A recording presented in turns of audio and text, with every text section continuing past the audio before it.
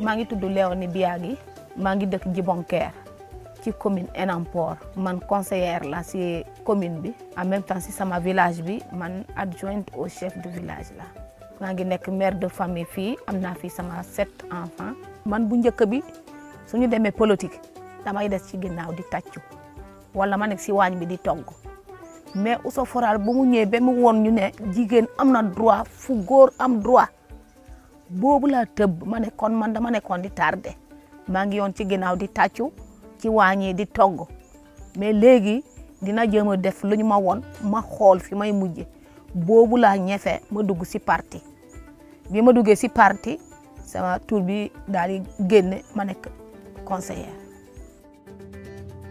Ousso Foral, en langue locale Diola, signifie donnons-nous la main. Et donc c'est une organisation qui travaille à promouvoir le leadership des femmes, à faire en sorte que les femmes puissent participer à la définition de leur développement et à la définition effectivement aussi de la paix, c'est-à-dire donc où les femmes ont la possibilité de choisir le pays qu'elles désirent, voilà, ou le village qu'elles désirent.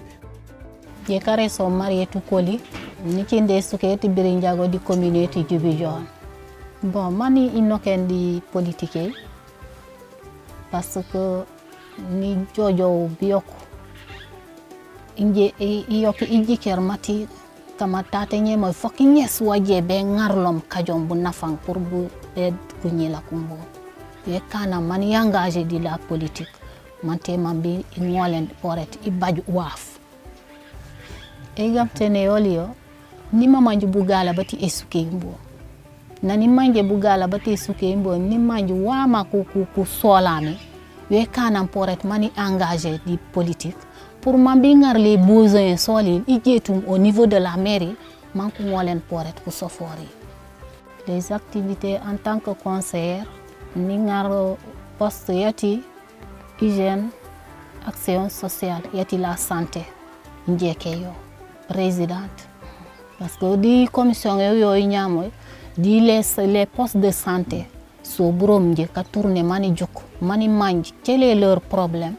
Wama ko solami di wama uletutom tel que nen ubebenaw di si problème sey konde ka rencontrer ako di poli les maternités les cases de santé brom je egnes mani manj i récupérer les données mani jetumu au niveau de la mairie. Bon di commission yo ñamoy no imangenu to boni ware jetumu yo mais grâce à Ousso Foral di la formation yanku formé woli e kanan kan man ingolen ijetum pour que bonne mani waru mi jetum boyeno di la commune. Nous sommes dans une zone de conflit, nous sommes dans une zone où les femmes sont les plus pauvres et nous sommes dans une zone où sur le plan de toutes les décisions qui se prennent, politiques ou autres, etc., les femmes sont quasi absentes.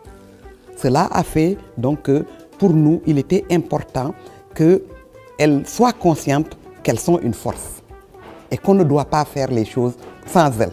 Il y a un renforcement aussi de leur pouvoir économique parce qu'au niveau de cette région, elles ont été au devant de la scène, elles ont été des responsables de famille sans avoir été préparées à cela, du fait du départ des hommes qui ont fui la guerre ou qui se sont enrôlés ou qui sont partis ailleurs chercher un mieux-être, etc. pour la famille. Donc cela a propulsé les femmes au devant de la scène sans qu'elles y soient très bien préparées. Bon, du coup, c'est Kusekaku nukane kan sikefo si bajo babay sikefo sati ulolaw babay ikefo ya numangeti esuke burum pare nukane kan tours bategap de cotisation panu kan cotisation e manu jeker funak manu jow ben chaque dimanche nu jow ben manu tek cotisation asusu so sikane wolim nano sani usola e waf dodu nu ngare manu ngar manu kan si haja sole. Les femmes doivent être au poste de décision qui décident de leur vie, qui décident de leur devenir ou de celui de leur famille ou de leurs enfants. Avec notre collaboration avec Ousso Foral, les femmes sont beaucoup plus libérées. Donc elles s'engagent, elles prennent la parole librement et défendent librement leur position, même avec la langue, leur langue maternelle. Donc nous avons vu avec Ousoforal des femmes qui n'hésitent pas à dire qu'elles veulent vraiment être au devant, même être mère. Donc elles le disent publiquement sans gêne au niveau de nos rencontres. Donc je connais un peu comment les procédures d'affectation de terre se passent. Je peux dire que l'accès peut-être des femmes est beaucoup plus facile, elles y accèdent. C'est ce que nous faisons avec ce programme de ACPP. Partout où nous intervenons, il y a un cadre qu'on appelle ECC, qui est un relais entre le conseil, surtout le conseil municipal et les populations. Donc qui est en train vraiment de faire un grand travail, surtout à Djibidione. Vraiment c'est extraordinaire, parce que les mentalités sont en train de changer.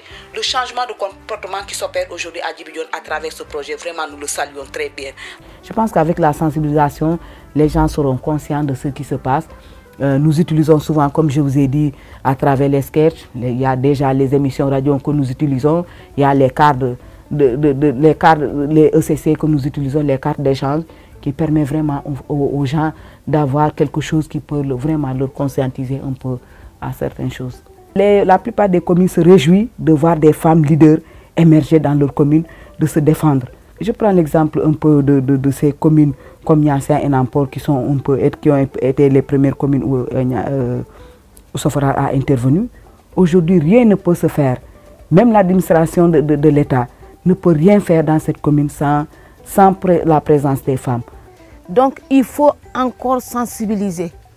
Il faut nga won jigéen ñi soxla nañu ñu doole leen encore pour ñu xam, parce que ku mel ni man tey nekkuma di nekk jànq de maa ngi ñëw màgget bu ñu amul relève suba dëkk bi day mel ni comme lu ñu formé woon lu ñu avancé woon pas bu ñu demoon ci kanam day delluwaat ci ginnaaw.